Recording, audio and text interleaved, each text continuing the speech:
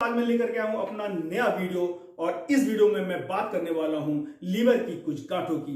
सबसे पहली गांठ जो लीवर में मैं बात जो अमूमन अल्ट्रासाउंड करने पर आ जाती है उस गांठ को कहते हैं हम हीमेंजियोमा। हीमेंजियोमा दरअसल एक खून का गुच्छा होता है, पर ये अक्सर आ जाएगा तो लोग इसको लेकर काफी परेशान हो जाते हैं, डॉक्टर साहब ये हीमेंजियोमा क्या होता है, इसको क्या किया जाए।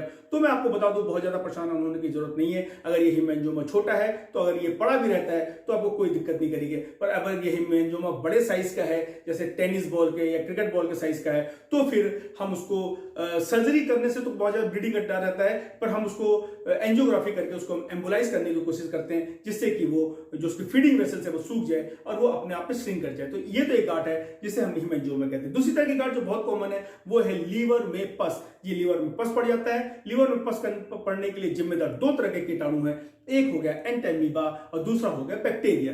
एंटीमीबा जो कॉज होता है तो उसमें मल्टीपल पॉकेट्स होते हैं, बैक्टीरिया के वजह से होता है उसमें सिंगल पॉकेट होते हैं। खैर, जब भी हम उसको क्लियरली डिफाइन कर पाना थोड़ा सा मुश्किल है, इसलिए हम एमीबा के लिए मेट्रोनिडाजोल डबल डोज में दिन में 3 बार 2 से 3 हफ्ते तक देते हैं और साथ में हम एंटीबायोटिक भी साथ में हायर एंटीबायोटिक जैसे टेजोबैक, जिस पिपरासिलिन हायर एंटीबायोटिक है वो भी हम 10 दिन से 14 दिन के अंतर में देते हैं और ये अमूमन ज्यादा केस में सूख जाता है। पर अगर ये 100 ml से ज्यादा का पस है तो इसके सूखने की संभावना बहुत ज्यादा कम रहती है। वैसी स्थिति में डॉक्टर रेडियोलॉजिस्ट डॉक्टर को आपको रेफर किया जाएगा, वो डॉक्टर अल्ट्रासाउंड करेगा और अल्ट्रासाउंड तो देखते हुए उसमें सुई डालेगा और ज्यादा से ज्यादा पस एस्पिरेट कर लेगा। अगर उसको लगता है कि कुछ पस छूट गया है या तो वहां तक वो नहीं पहुंच पा रहा है तो पिगटेल, एक पतली सी कैथेटर आती है पिगटेल कैथेटर, वो उसके अंदर डाल देता है और डाल करके छोड़ देता है, जो कि कम से कम 4 दिन तो उसमें रखे रहने। उस पर अल्ट्रासाउंड हम रिव्यू करके देखते हैं, अगर तो पस निकल गया तो हम उसको निकाल देते हैं ट्यूब को, अदरवाइज हफ्ते से 10 दिन तक उस ट्यूब को रखते हैं।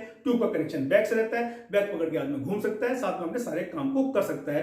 तो वो है कि लीवर पस का ये जो ट्रीटमेंट है। उसके बाद ठीक हो, जब डिस्चार्ज हो जाने के बाद मेट्रोजिल ER 600 mg दिन में एक बार, वो भी इसको कम से कम 2 से 3 हफ्ते ले लेनी चाहिए जिससे कि वो पूरी तरह से जड़ से खत्म हो जाए।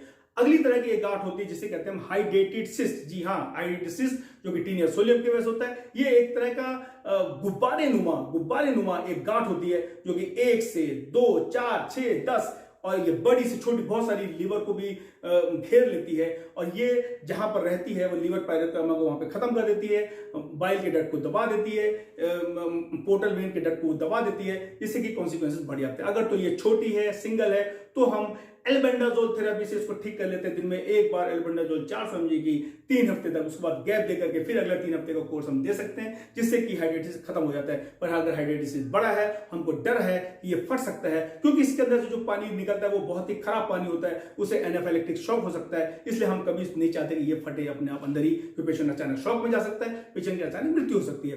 पर इसको जो हम ऑपरेशन आराम सफलतापूर्ण कर सकते हैं। ऑपरेशन के दौरान हम केयर करते हैं कि इसका पानी जो है अंदर का बिल्कुल भी स्पिलेज बाहर ना हो, अगर हो भी तो बाहर हम पैड में नॉर्मल सलाइन जो कंसंट्रेटेड सलाइन होता है, हाइपोटोनिक सलाइन होता है, वो हम लेयर बिछा के रखते हैं जिससे कि गिरे भी तो वो वहीं पर जाके डिसॉल्व हो जाए और बहुत ज्यादा कोई हानिकारक कॉज ना करे। इसके बाद हम इसमें भी एल्बेंडाजोल का ट्रीटमेंट पेशेंट को देते हैं। तो ये है हाइड्रेटेड सिस्ट। अगला जो है वो है हिपेटोसेलुलर कार्सिनोमा। जी हाँ, हिपेटोसेलुलर कार्सिनोमा लीवर का कैंसर है जो बहुत रेयर है, पर वो अक्सर हो जाया करता है उन लोगों को जिन लोगों में हेपेटाइटिस बी या हेपेटाइटिस सी के बीमार रोगी हैं और लंबे समय तक इसका संक्रमण रहता है, उन्हें हेपेटोसेलुलर कार्सिनोमा का दिक्कत हो। हेपेटोसेलुलर कार्सिनोमा का सबसे ज्यादा अच्छा ट्रीटमेंट वही है, आप समय रहते इसका डिटेक्ट हो जाए और समय रहते इसका इलाज ले लीजिए। जितनी जल्दी इलाज ले लेंगे उतनी जल्दी ये ठीक हो जाएगा, उतनी जल्दी ये रिजॉल्व हो जाएगा। इसके अलावा और सारे सॉलिटरी सिस्ट लीवर में होता है, और सारे जो सिस्ट हैं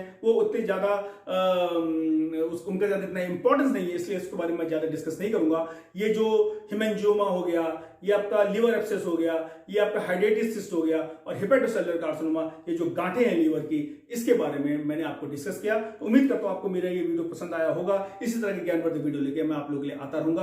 प्लीज करके मेरे चैनल को सब्सक्राइब कर दीजिए। इसके साथ एक सूचना और दे रहा हूं, मैंने आपको हंसने हंसाने के लिए, क्योंकि मैं अपने कॉलेज डेज में बहुत सारी मैंने ये फनी स्किट्स, कॉमेडी स्किट्स में पार्टिसिपेट किया है।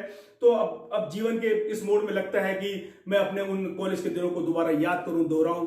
तो मैंने फिर से प्रयास किया है कि मैं आप लोगों को भी हंसाऊं। इसके लिए मैंने अपना नया चैनल खोला है, stand up comedy with doctor या बाय डॉक्टर राजीव, जिसका लिंक मैं डिस्क्रिप्शन में दे रहा हूं। आप लोगों से निवेदन है, आप लोग अगर थोड़ा बहुत हंसना चाहते हैं तो मेरे इस चैनल को देखिए। बीमारी है, ठीक हो जाएगी। बीमारी का सबसे अच्छा इलाज है आप हंसते हंसाते रहिए। और जो उस चैनल को भी मेरे आप जरूर सब्सक्राइब कीजिए। जैसे जैसे उसके सब्सक्रिप्शन बढ़ेंगे मैं और अच्छी चीजें लेकर के आऊंगा। मैंने काफी ज्यादा कोशिश की अपनी तरफ से हंसाने की, पर मेरा प्रोफेशनल लाइफ अलग है, वो मेरी पर्सनल लाइफ का पार्ट है।